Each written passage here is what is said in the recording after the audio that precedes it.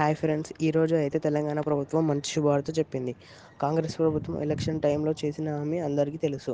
ప్రభుత్వం ఏర్పడగానే పెన్షన్ లబ్ధిదారులకు పెన్షన్ డబ్బులు పెంచి చేయూత పెన్షన్ ద్వారా ఇస్తామన్న సంగతి అందరికీ తెలిసిందే.